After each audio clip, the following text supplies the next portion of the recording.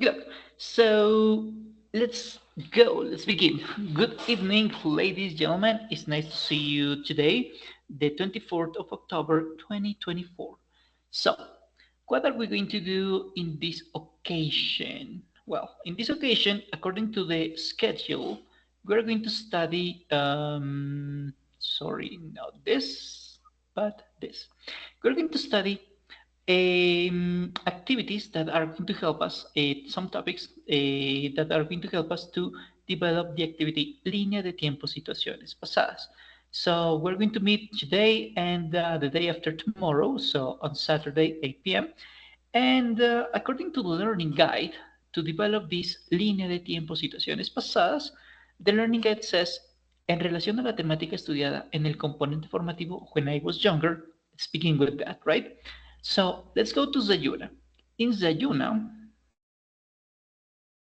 when we log in Zayuna, we're going to find that in level 4,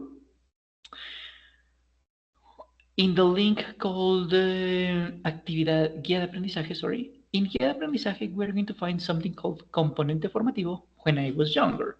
When we open this link and we click in acceder al recurso educativo, we're going to be able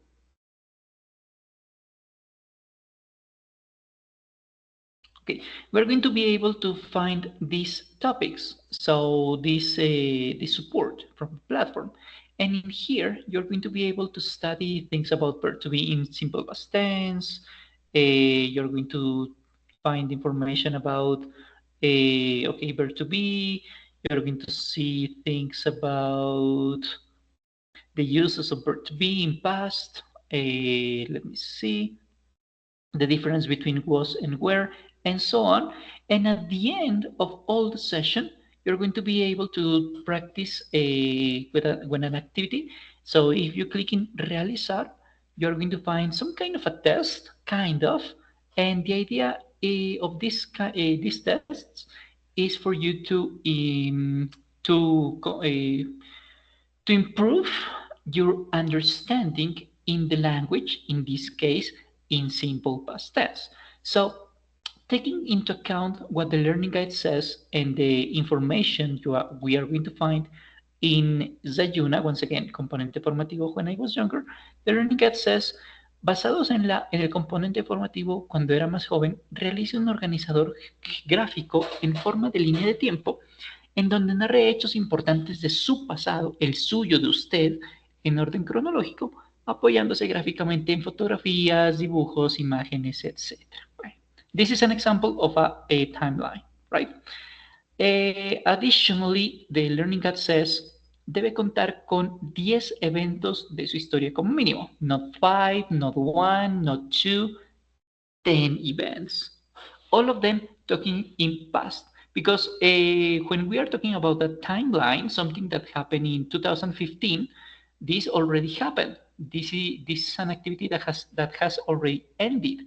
Therefore, we need to use the simple past tense. That's evident, right? What are we going to mention? Si bien la elección de acontecimientos de su vida queda a su elección, algunos elementos que puede exponer son datos de su nacimiento, recuerdos de su infancia, eventos memorables de su vida tipo cumpleaños o celebraciones, o momentos notables de su vida escolar, su educación, etc. That's what you are going to present in your evidence. So, 10 events of your life is what you are going to mention. At least 10 events of your life. So please take that into account, because if you don't follow the rules, I will have to tell you, okay, you need to complete the activity. ¿Vale? Okay, so this is what we are going to do according to the schedule and the learning guide. So we already know where are we going to find it. We're going to find the resources that are going to help us to develop this activity.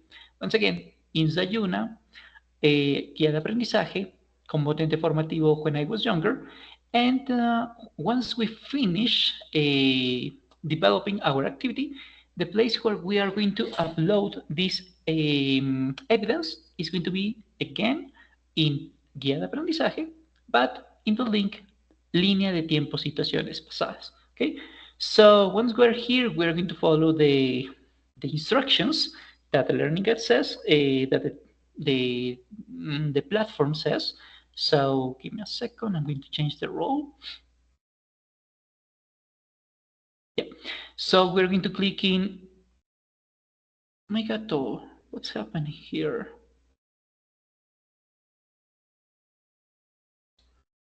Wait a second.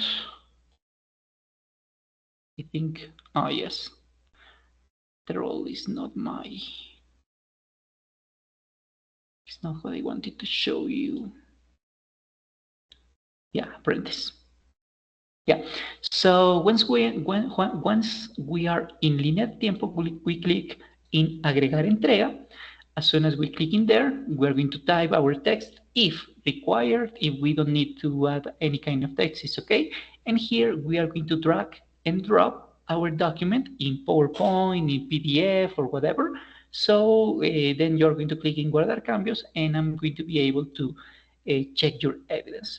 Once you upload your evidence, and after I check the evidence, you're going to be able to see your grades in here in the link calificaciones.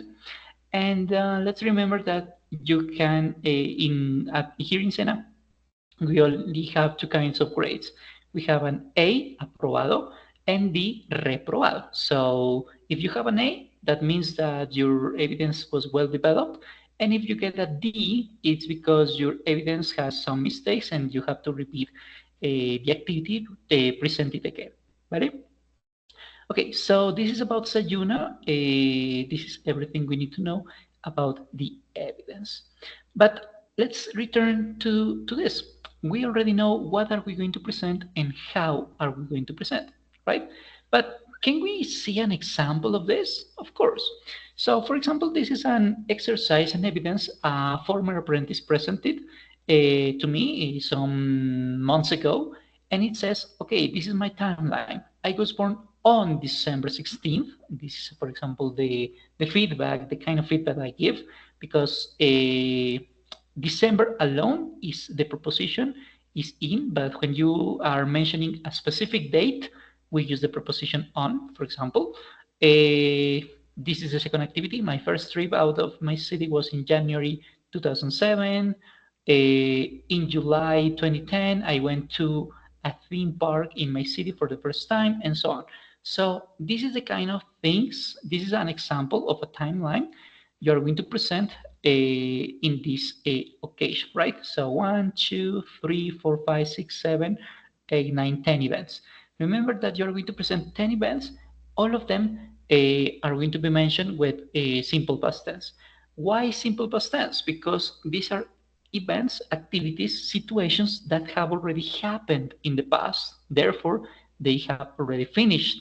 So it's something that happened in 2009, last month, 3 years ago, and so on. Something that is an activity that started in the past and ended in the past. So the timeline mentions that some situations that happen in your life that are not true anymore. So your birthday, number 6, happened a lot of time ago. You are not 6 anymore. So this happens. This activity happened in the past, started and finished in the past. So this is an example of a timeline for you to present in this occasion. Okay, but we already know the example. We already know what to do. But what can we study in order to be able to present this activity, right? Okay, for today, because this topic is a little long, we're going to study first the difference between regular and irregular verbs. Because, as you know, verbs are in Spanish words that talk about actions, activities we perform, and these actions are known because in Spanish, most of them end in ir, correr, saltar, reír, olvidar, imaginar, pensar, creer, and so on. In English, these activities can be studied in different ways. And this is one of the ways we can study these verbs, regular and irregular verbs. So why are they called regular and irregular verbs? That's a very interesting question, right? Very coherent question. Well, they are called, let's begin with the easiest one. They are called regular verbs when the past form and the past participle form are exactly the same in terms of writing and also in terms of speaking. So you can see that advised and advised are exactly the same. Let's go further. Crossed, crossed. Let's go even further. So knocked, knocked. Located, located. So they are exactly the same in past and in past participle. This is going to be very important in level 6. And they are created, if you see, they are created by adding ed at the end of the main verb. For example, jump. Jump plus ed is the verb saltar in past. So this is the creation in general of these regular verbs. That's why they are called regular verbs, because the creation in terms of writing and also in terms of speaking is pretty much the same for all of them. They are very easy. They have some rules, of course, but they are not complex. On the other hand, we also have irregular verbs. And this is the complex moment of English, because we will need to memorize a lot. Like in Spanish, when we say, aquí empieza Cristo a padecer. So I'm sorry. So with irregular verbs, we need to know that the present, the past, and the past participle don't follow a rule. Sometimes are exactly the same. Sometimes, for example, let's say go here. For example, cost, cost, cost. Exactly the same in terms of speaking and also in terms of writing. Sometimes are slightly similar, slightly, right? For example, build, build, build are pretty much the same, pretty much. Not exactly the same, but pretty much. Sometimes they change a lot. For example, let's go with this. Draw, drew, drawn, right? They change a lot. And sometimes, this is a pretty example. Where is it? Oh, yes.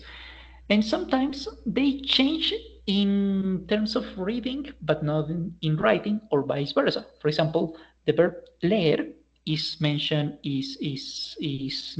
or is pronounced like read in present, read, read in past, and in past participle form. So what's the point of these irregular verbs? The issue, the complexity of these irregular verbs. The difficult part is that they are very common in our day-by-day life, in our everyday life. So they are very, very common. So that's why we need to memorize them. I'm sorry, because we're always biting something when we bite our tongues, for example. So we are always building relationships, not necessarily a building, right? We are always buying something. For example, when we need to buy a liter of milk, we always are dreaming, even when we are up, when we are awake. We are always drinking any kind of beverage. If we don't do it, we would be dead.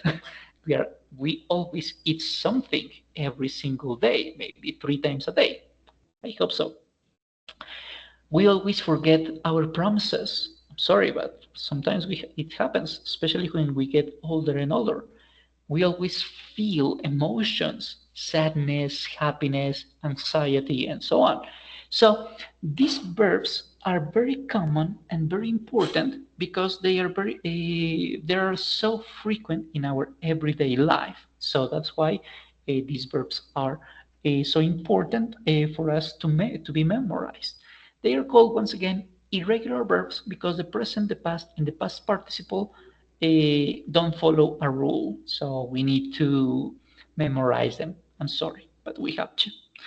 So, in order to be able to memorize them, to remember them, the first clue, the first tip I can give you is to study this list of verbs and practice it with a person you spend a lot of time. For example, your couple, your son or daughter, your best friend, or whatever, and ask him or her to take the lesson for you. So you'd say, for example, this person says, okay, what's the meaning of empezar? And you say, okay, the translation is begin, began, begun.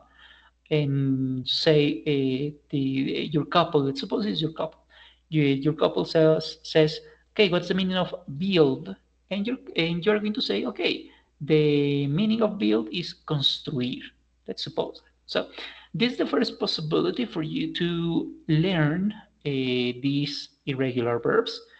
There are many options, there are many strategies. I'm just going to give you two.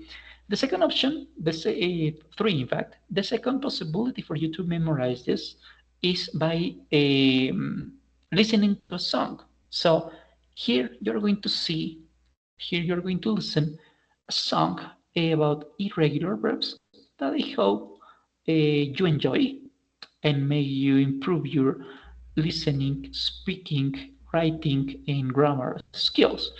Therefore, here we go. Greetings, friends. Today is all about memorizing irregular verbs. Learners often find them hard work and get confused. But now, I'll show you how to learn them in a simple and easy way. Let's sing this song, because songs are the most effective techniques to help learn those irregular verbs.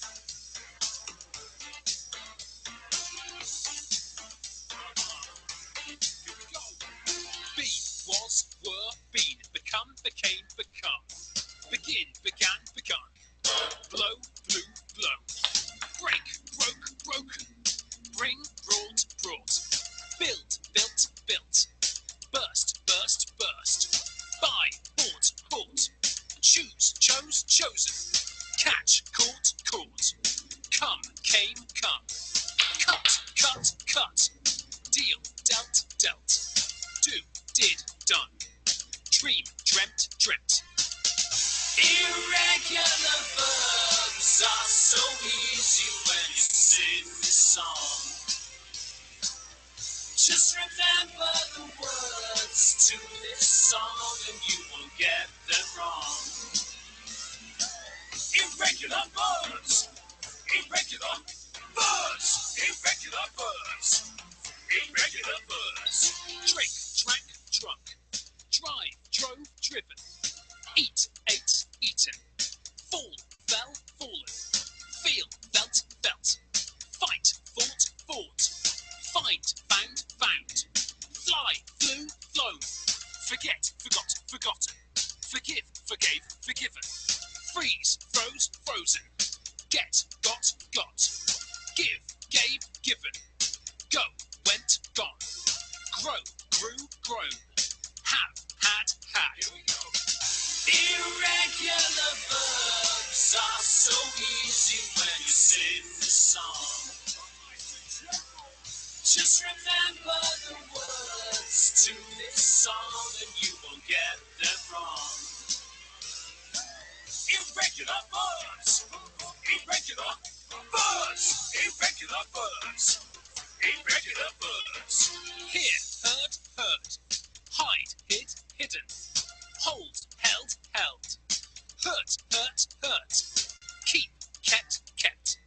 Know, knew, known. Lay, laid, laid. Lead, led, led. Leave, left, left.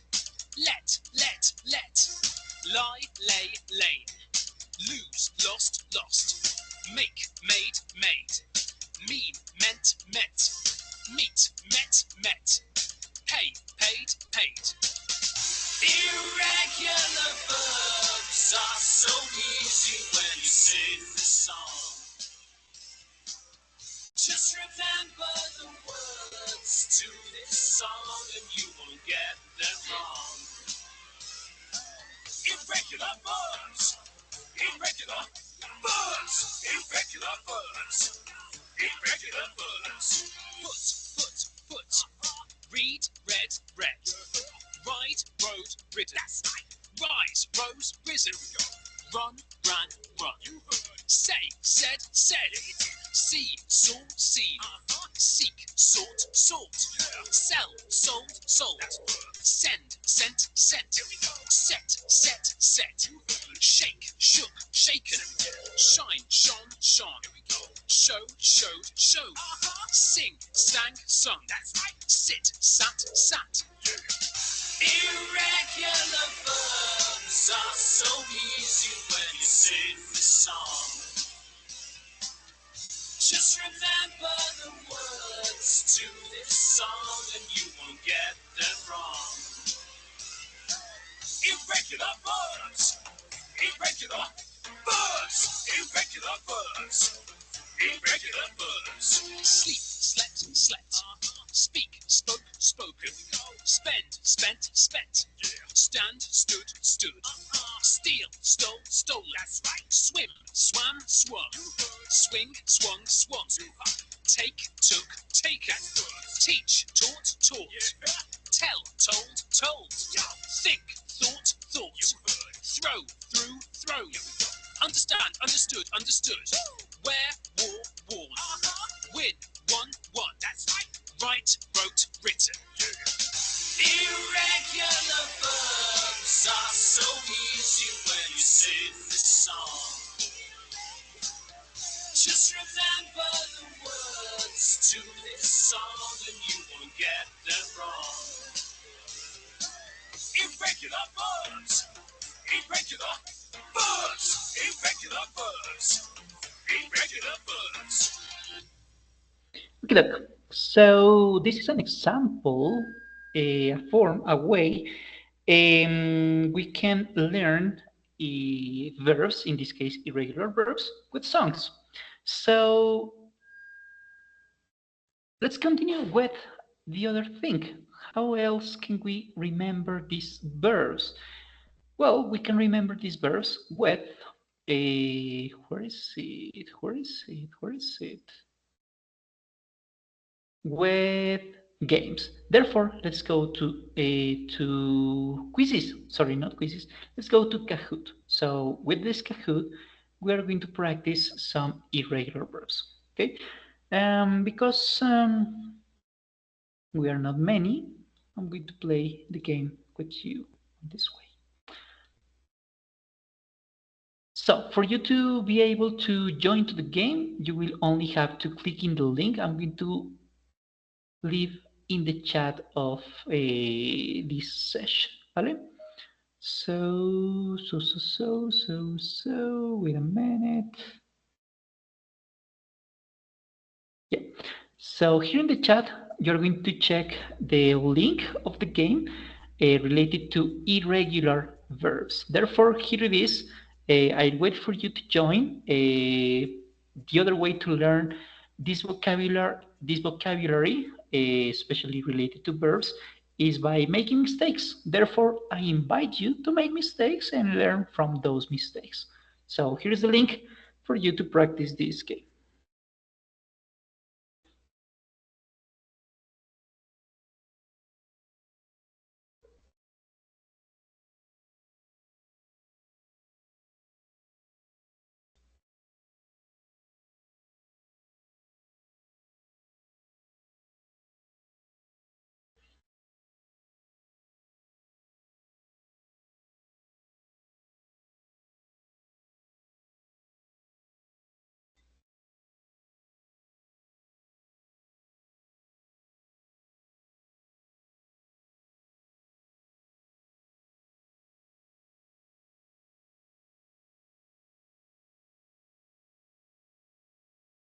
I'll start at 8:30, just take the best of the time, right?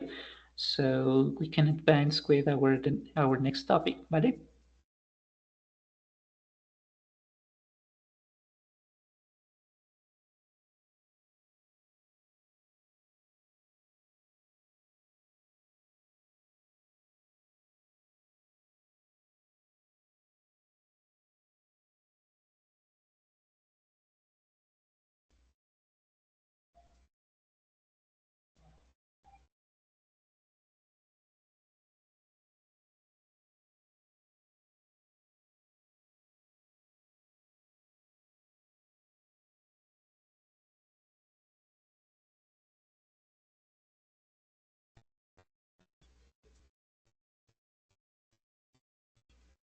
Okay, let's go. So what you have to do is obviously answer correctly the questions, and once you answer at least 3 questions, you will be able to collect the diamonds. So collect as many diamonds as possible and avoid collecting everything else. So don't click, don't collect the bones, the cans, the fish, and so on. Okay, so break a leg. Oops, oops, oops, oops, oops, oops, oops. Sorry, sorry, sorry, sorry, sorry. This is not the game. I'm sorry. I'm sorry. I'm really sorry. I made a mistake. I don't know why I gave you the wrong link. Oh my God. Yes, I gave you the wrong link. I'm sorry. I'm really sorry. So, here is the real link. Yeah, this is the one.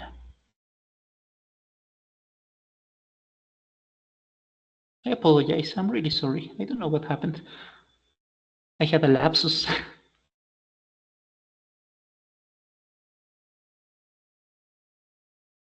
Maybe it's because it has been a little long day. Okay, let's go with this. The same exercise, but a different link. I'm sorry. So here you go. Here is the link. You can join there, and I'll wait for you. Now I will wait for you.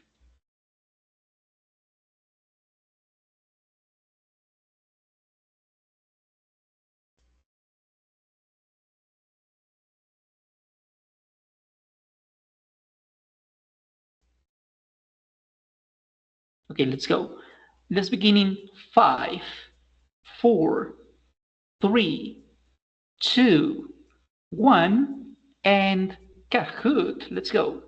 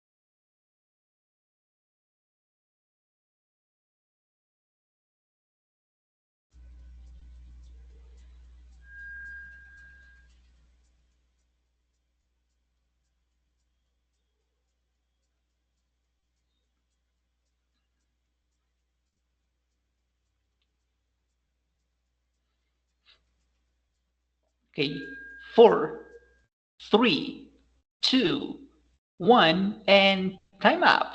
Okay, so at the end of the game, the third place is for no one, the second place is for Harold, and the first place is for Jason. Congratulations. Okay, look. So this is the end of the game of irregular verbs. I'm sorry. And let's continue with regular verbs because regular verbs are also important. In terms of regular verbs, when we talk about regular verbs, where is it? Oh my God, getting lost. Yeah, we're not going to play this today. We're going to do it tomorrow. Uh, we already know how irregular verbs work. Now let's focus on regular verbs because regular verbs are going to be slightly different. Once again, they are called regular because the past form and the past form and the past participle form are exactly the same in terms of speaking and in terms of writing.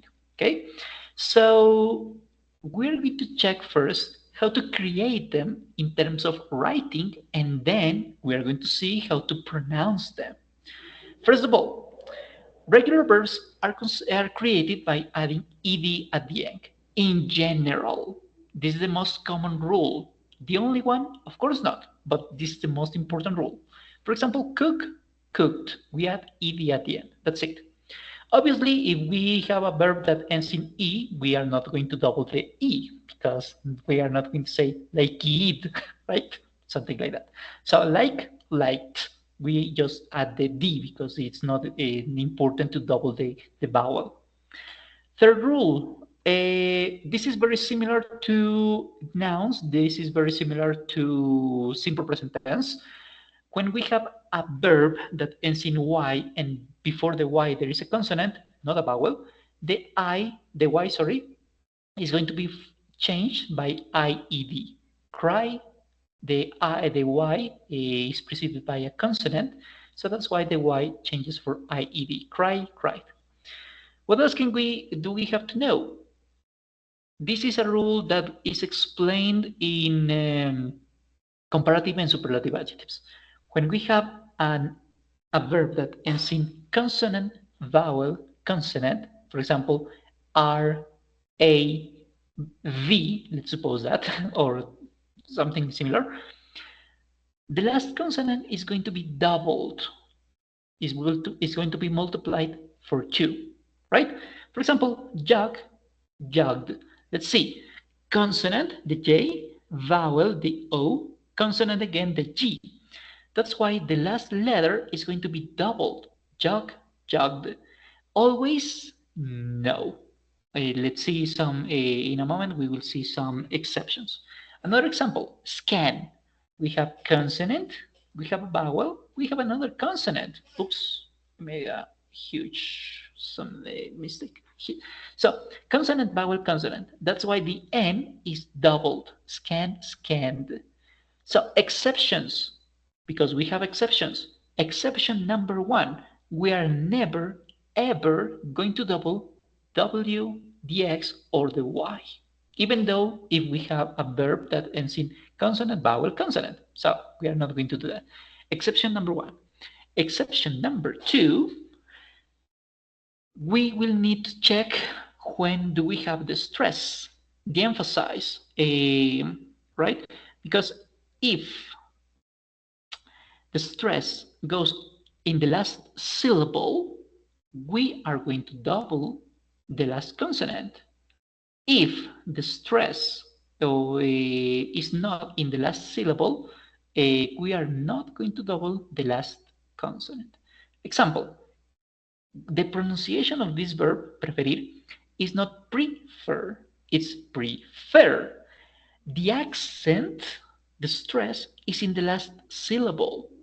And because this ends in consonant, vowel, consonant, that's why the R is doubled. Prefer, present, preferred, past. Incur is not pronounced incur, it's pronounced incur.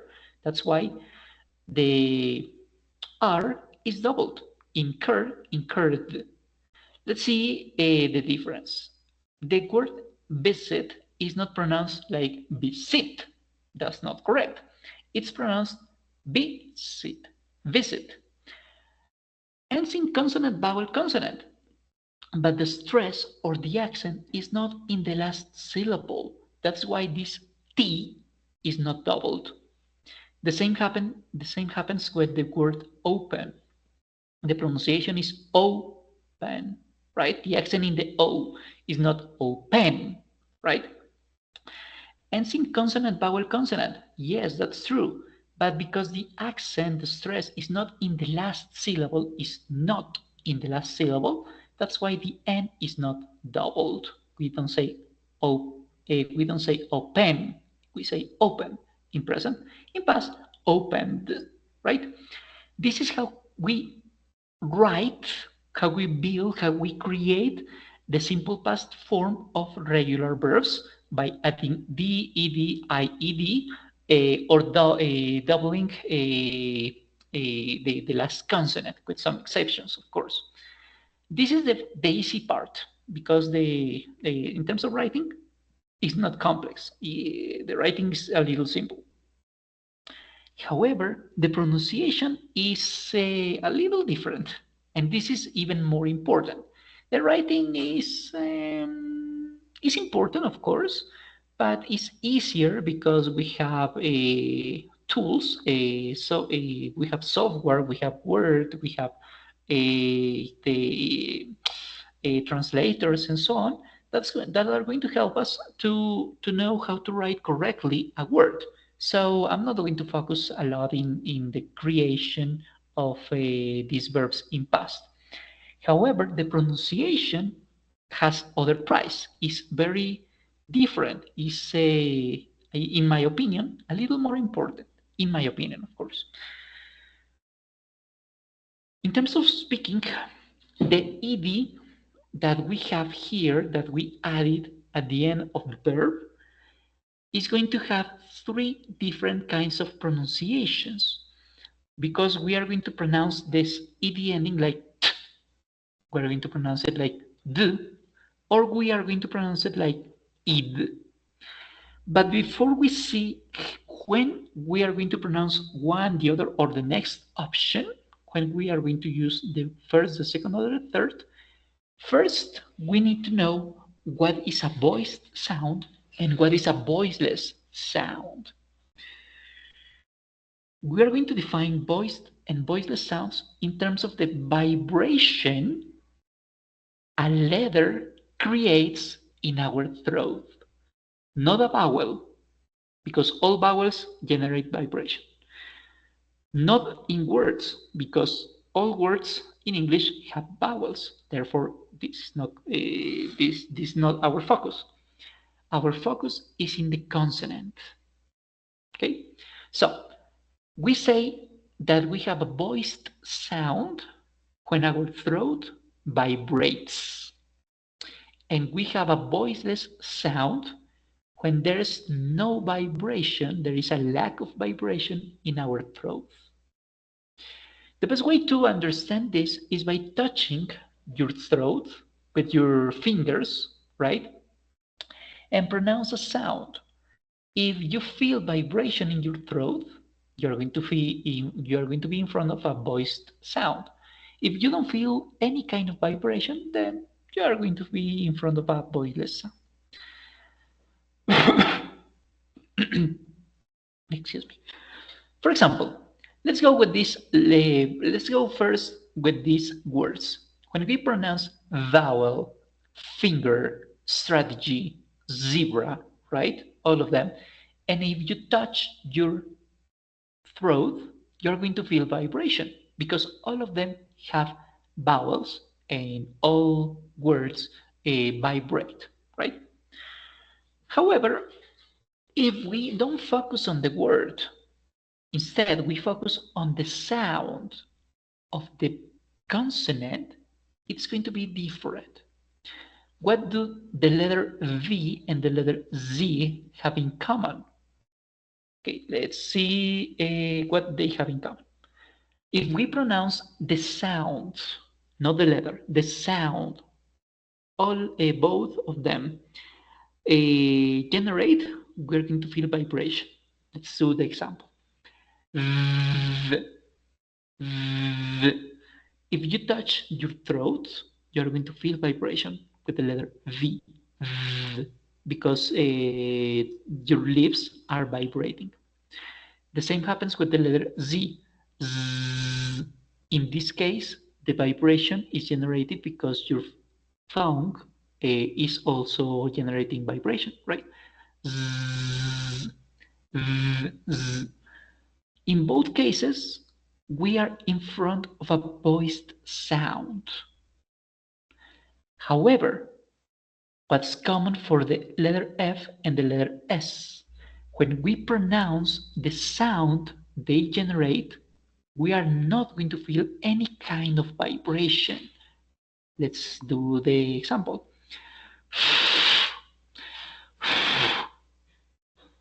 F and S. If you do the exercise with me, you are going to feel that there is no vibration in your throat when you pronounce those sounds. So we have a lack of vibration. There is no vibration. So this is a voiceless sound. And I know this is a little difficult, therefore this is the only occasion I'm going to explain this in Spanish. Sucede que para la construcción de verbos regulares ya sabemos que les aumentamos ed, ¿cierto? En general, a grandes rasgos. No es lo único, pero es lo más importante. Hay más reglas, obviamente. Pero esa terminación ed va a sonar de diferentes maneras, de 3 maneras diferentes. La primera es que puede sonar como una T de tomate, una D de dedo, D, o un id, right? La pregunta es cuándo utilizar qué cosa. Y aquí viene una versión previa. Antes tenemos que entender que es un voiced sound y un voiceless sound. Voiced implica que va a generar vibración en sus cuerdas vocales, en su garganta, pues. Y aquí la idea, la propuesta, es que usted se toque la garganta con sus dedos para que sienta o no sienta vibración. ¿Qué es un voiceless sound? Cuando no hay vibración, ¿sí? Y aquí no nos vamos a enfocar en palabras, porque las palabras al tener vocales van a generar vibración, porque todas las vocales generan vibración. Por ejemplo, si decimos vowel, finger, strategy, zebra, y tocamos nuestra garganta, todas van a vibrar. Así que en las palabras no está la clave. La clave está en las consonantes. Y no está en la pronunciación de la letra, sino el sonido que esta letra genera. Por ejemplo, si pronunciamos el sonido de la V de vaca o la Z de zebra, vamos a sentir que es z, respectivamente, y vamos a sentir vibración si tocamos la garganta. Nuevamente, tóquese la garganta, haga el ejercicio. Si en cambio usted pronuncia la letra S, el sonido más bien, o el sonido de la letra F, va a sentir que no hay vibración. Y eso es un voiceless sound, un sonido que no genera vibración, ¿vale? Esto nos va a servir para lo que vamos a ver ahora sí en cuanto a la pronunciación de la ED, de la construcción de los verbos regulares. Esta partecita es muy compleja, por eso solamente por eso explico este pedacito en español, porque tiene su complejidad, ¿sí? Pero solamente por esta ocasión, porque bueno, estamos en nivel 4 y la idea es hacerlo en inglés. Cambio al inglés en esta ocasión. Switch. Okay, so we have 3 different pronunciations for the ed ending. T, d, or id. The question here is when to pronounce t, when to pronounce d, and when to pronounce id, right? Well, when we have a verb that ends in a voiceless sound, I mean there's no vibration, we're going to add the letter T, or the sound of T more precisely, to this verb. So, voiceless sound with another voiceless sound, because the t doesn't generate vibration. So, example, walk, there is no vibration with k. Therefore, the past form would be walked. Walk present, walked past. Example 2. touch, touch, present, touched, touched, touched, past. I'm exaggerating the gesture just for you to better understand how this works, but we obviously don't pronounce the word on that way, right? We say touch, touched. That's it. And example 3, cross, cross. There's no vibration, therefore the past form would sound like a crust, crust, crust, right? Voiceless sound with voiceless sound. I mean, no vibration along with no vibration. Option A. Option B, the pronunciation of the. When are we going to have this pronunciation, the pronunciation? We're going to have it when our verb ends in sound of in a voiced sound, sorry. When we have vibration in our throat. Smell, for example, the past could be smelled. Smell, smelled. So we're going to mix voiced sound with another voiced sound. Vibration with vibration. It's like in mathematics when we mix numbers with numbers and letters with letters. Okay, it's pretty similar, pretty much the same.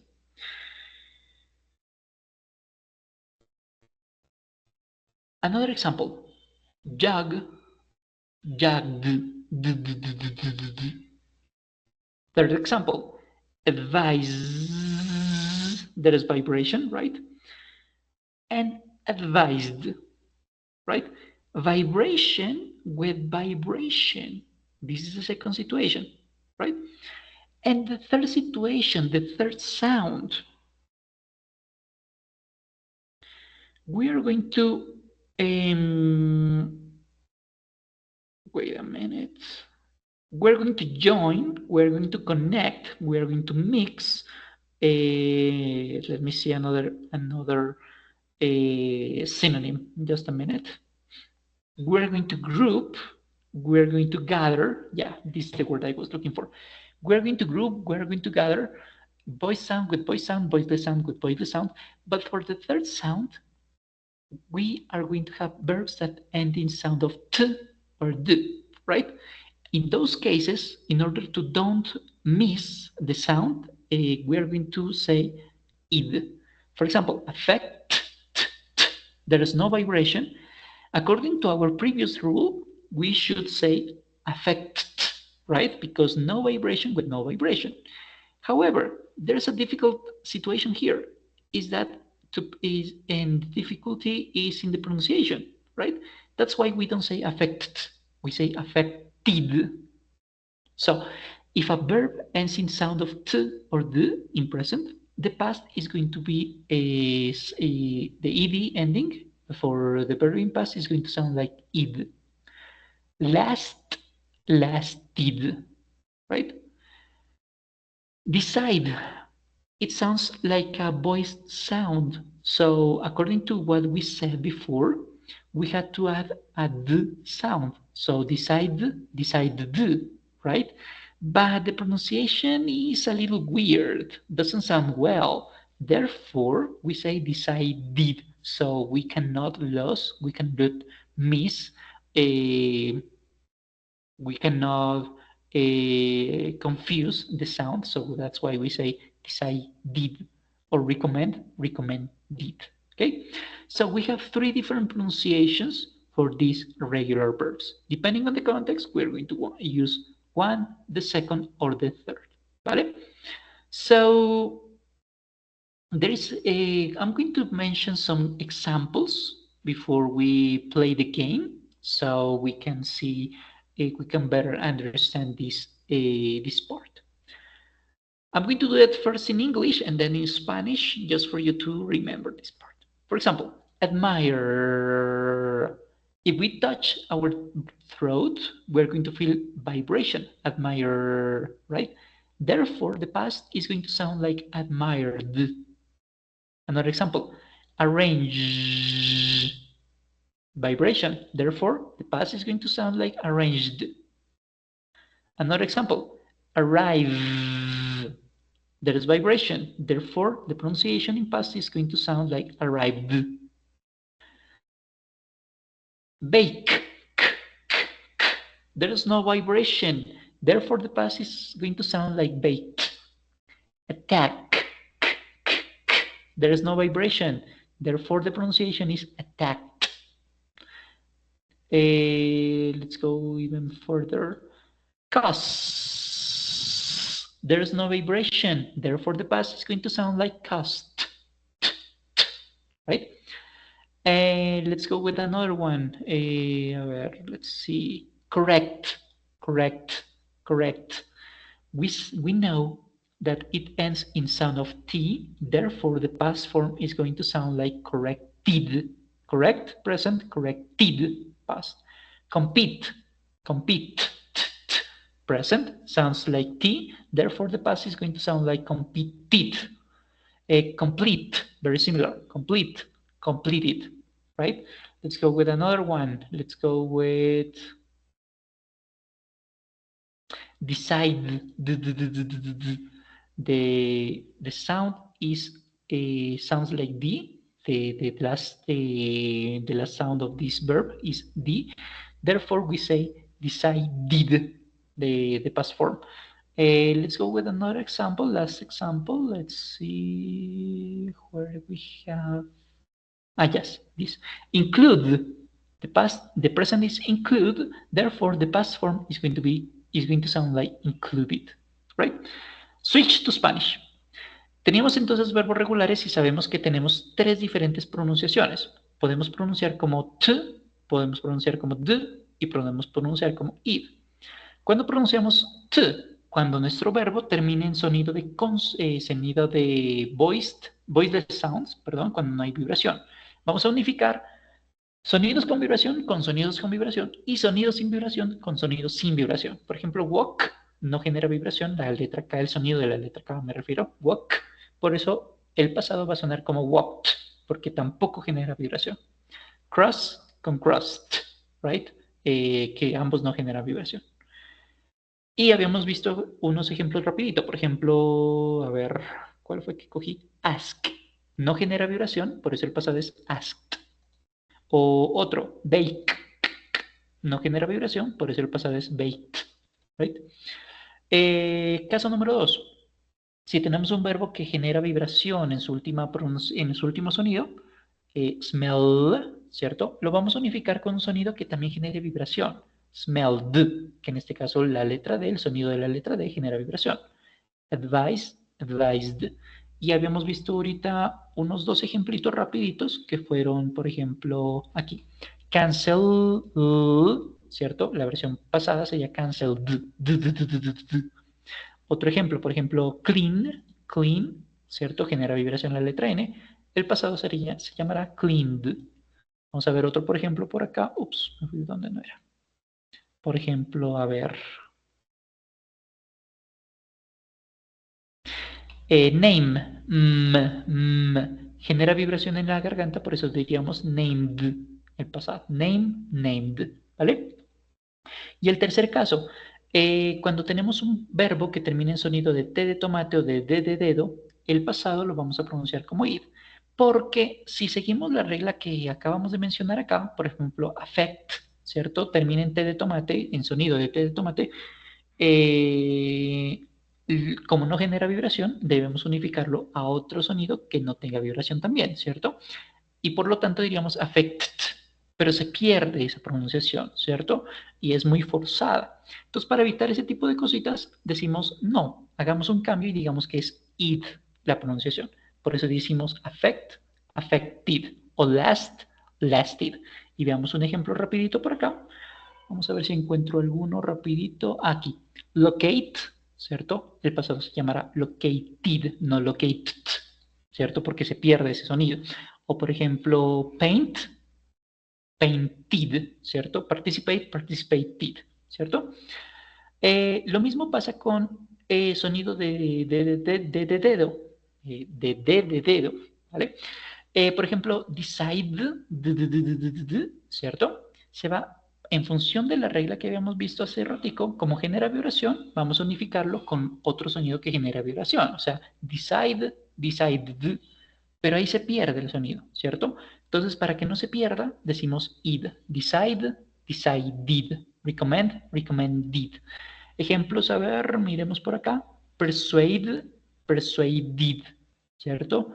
Tenemos otro por acá, a ver si encontramos uno. Provide, provided. Y otro por acá, miremos a ver si encuentro uno más. Bueno, este ya lo había mencionado, así que no lo quiero coger.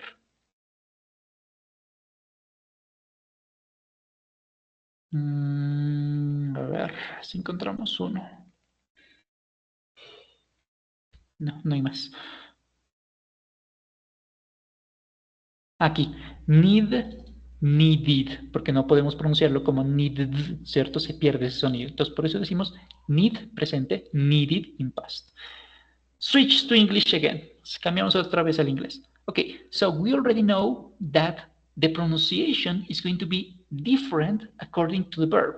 We are going to join, we are going to group, we are going to gather sounds with the same frequency. I mean, sounds that vibrate with sounds that vibrate, and sounds that don't vibrate with sounds that don't vibrate. This is the idea of the pronunciation of the ed ending. ¿Vale? So I know this is a little complex to understand, so that's why we are going to play a game. ¿Vale? This is the last game of today's session, and we're going to do it in Kahoot. We're going to do it one by one because I know this exercise is a little complex. So let's play in Halloween mode. We're not going to play all 20 questions. We're going to play just 10, and I'm going to do it in Spanish, so for you to better understand this topic, because I know this topic is a little complex. I know. For experience, I know this is a little hard. I'm going to give you the feedback in Spanish.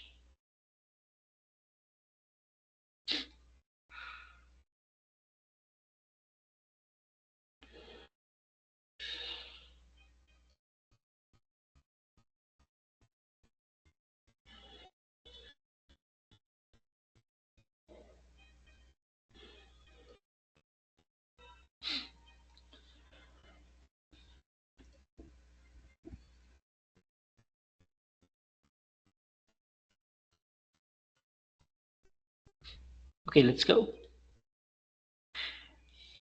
Usted va a encontrar en el juego la pronunciación. Debe mirar si la pronunciación es t, d o id, ¿vale? Le voy a pronunciar el verbo, en presente, obviamente. Kiss. Kiss. Y se lo voy a exagerar.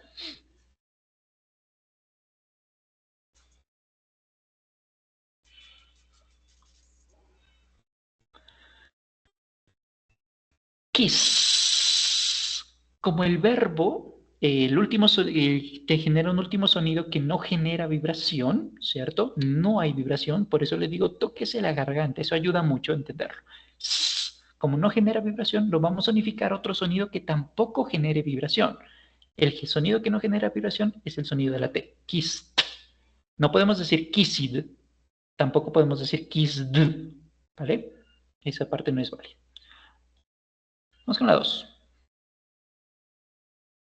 Like.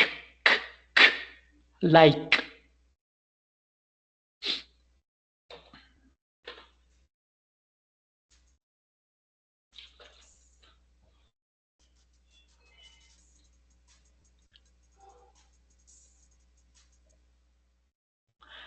Like.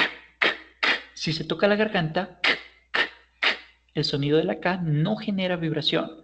Quizás se mueva la garganta, pero una cosa es que se mueva, otra cosa es que vibre, ¿sí? Like. Recuerda que utilizamos el sonido de id cuando el verbo termina en sonido de t o d, si no, no. Y recuerda que utilizamos el sonido de d cuando el verbo genera vibración, ¿cierto? como por ejemplo need, perdón, no need, no, como por ejemplo believe, ¿cierto? Que genera vibración. Por eso le estoy exagerando el gesto para que usted lo tome en cuenta, para que usted mejore mucho su capacidad de escucha, ¿vale? Vamos con la 3. Want, want, want.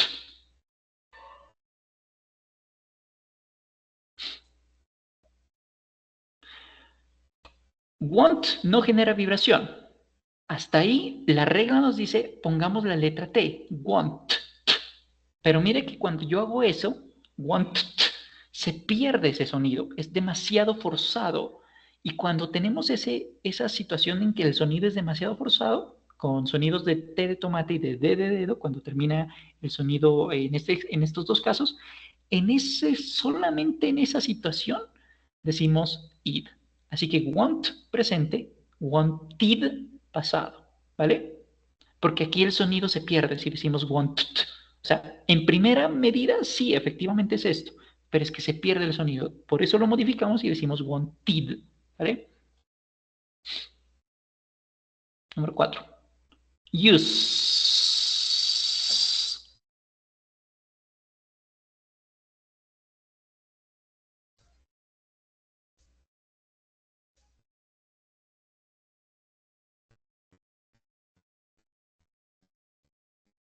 Ajá. Bueno, en este caso hay un pequeño error en el ejercicio. El juego tenía una pregunta errada. Y si usted escucha lo que yo mencioné, use, no hay vibración. Ahí no hay vibración. Como no hay vibración, lo vamos a unificar a otro sonido que tampoco genere vibración, que es el sonido de la T. Entonces, aquí este ejercicio en particular tenía un error. Este juego tiene esta pregunta que tiene errada. Lo siento mucho por eso, pero aquí la respuesta era la T, ¿vale? Es decir, used. Vamos con la 5. Last. Last.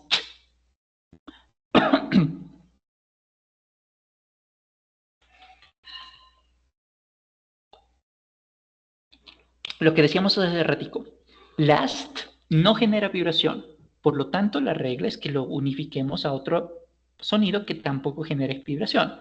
Last, presente, last, pasado. Pero ¿qué pasa? Se pierde ese sonido, ¿cierto? Consonante con consonante se pierde. Por eso decimos lasted, ¿vale? Vamos con el siguiente. Place. Place.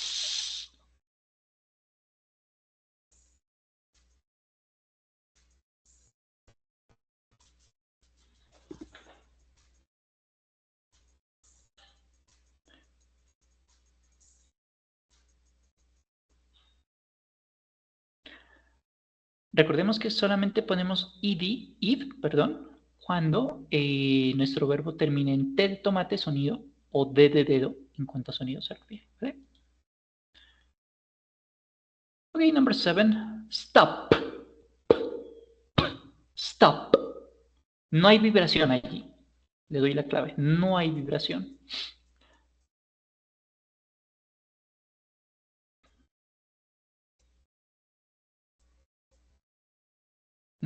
Stop. No genera vibración, por eso lo unificamos a otro sonido que tampoco genera vibración.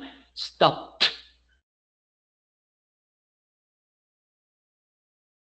Steady. Steady. Genera vibración.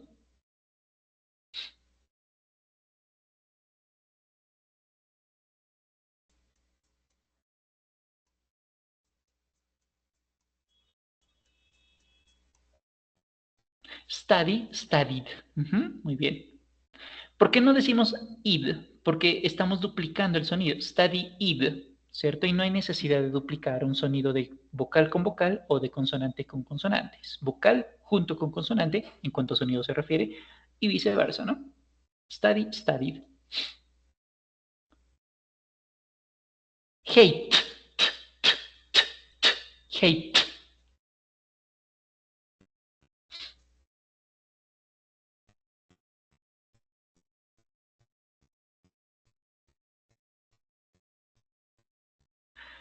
Efectivamente, consonante, sonido de consonante, consonante de consonante. Pero nuevamente, hate se pierde eso, ¿cierto? Entonces necesitamos agregar un sonido de vocal para que se escuche bien la pronunciación de ese verbo en pasado. Si no, vamos a pensar que seguimos hablando en presente, ¿cierto? Porque la diferencia está en el sonido entre saber si es presente o pasado.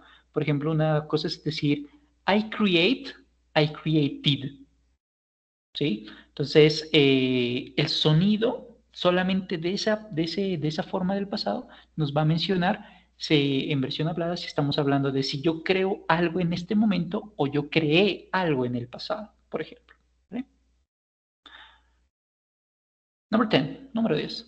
Wash. No genera vibración. Wash. No hay vibración.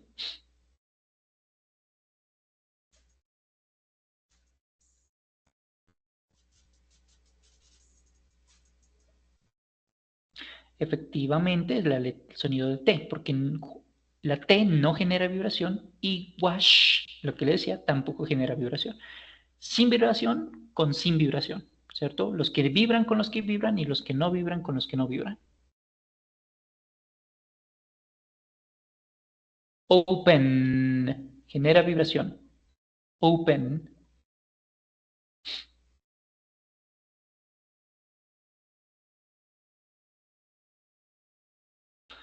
Open genera vibración y la D del sonido de D genera vibración. Open, opened. Recuerde, vibración con vibración y falta de vibración con falta de vibración. Need, need.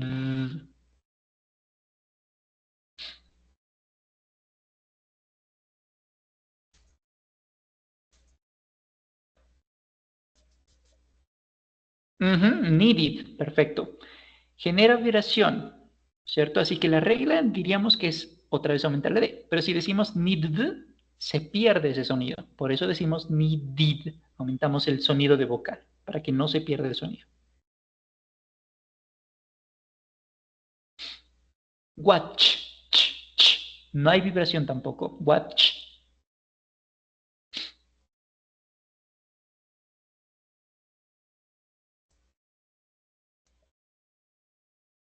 No hay vibración, por eso lo unificamos a otro sonido que tampoco genera vibración, que es el sonido de la T. Muy bien. Talk. Tampoco genera vibración. Talk. Good. Share. Genera vibración. Share.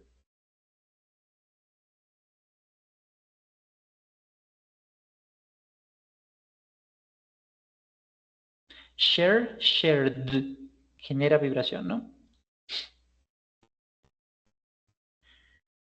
Call. Otra vez, hay vibración. Call, call.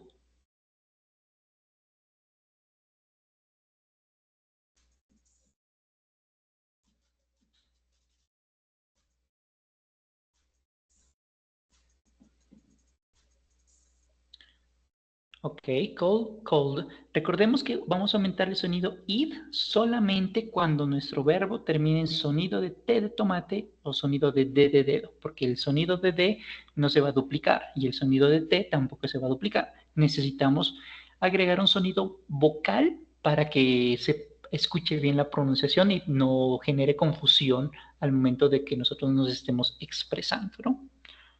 Sigamos. Play, genera vibración. Play.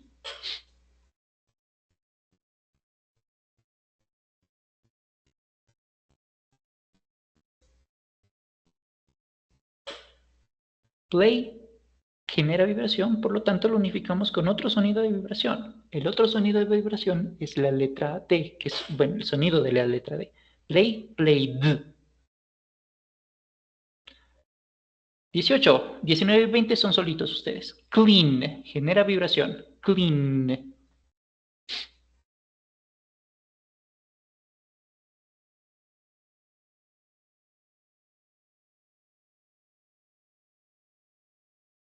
Good. Ahora sí, estas últimas dos, switch to English. I'm not going to give you clues anymore, hints anymore. Visit, visit, visit.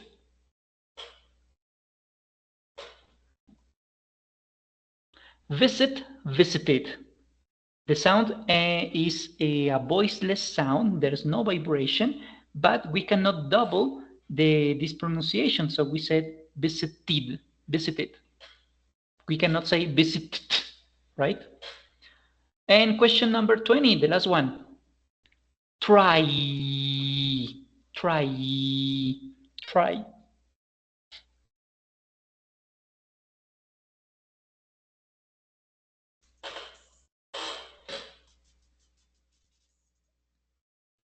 Okay, so there is a sound of a vowel sound, sorry. So that's why we say tried, try present and tried in past. Okay, look. So this is the end of the session, today's session. We're going to continue talking about simple past tense tomorrow because we have already studied the most important topic to understand the simple past tense. And the most important topic is the difference between regular verbs and irregular verbs. With regular verbs, we already know how to create them in terms of writing and how to pronounce them, right? Because we have three different sounds. And for irregular verbs, we know that we need to memorize them. And I suggest you to check the song I shared with you in the chat. So for you to be able to practice and listen to this, to practice and remember these verbs, because these are very common and very important. Vale? Okay, so this is it. This is all for today. Let's call it a day. If you have any questions, all your questions are welcome. If you don't have any questions, I will meet you again on Saturday. So, questions?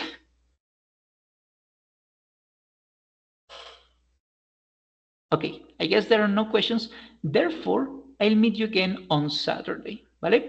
So have an excellent night and take care. Thank you for coming, guys. See you next time.